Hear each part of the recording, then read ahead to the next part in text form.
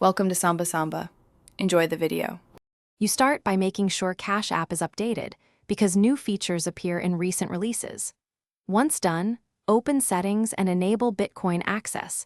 You'll need identity verification first. After verification, fund your Cash App account with a small USD amount to cover purchases or conversions.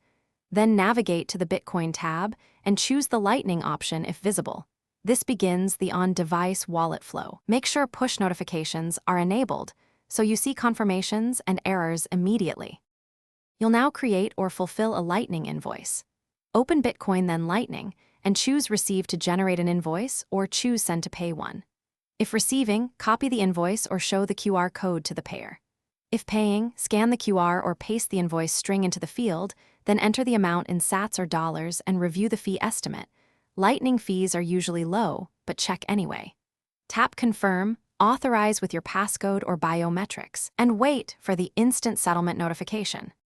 Complete the flow by confirming the payment shows as settled in your Lightning activity. Once it's confirmed, export any receipts or take screenshots for your records, especially for larger transfers. If you need to close the loop, convert funds back to USD via the Bitcoin tab. If something goes wrong, like a stuck or failed payment, first update the app and retry.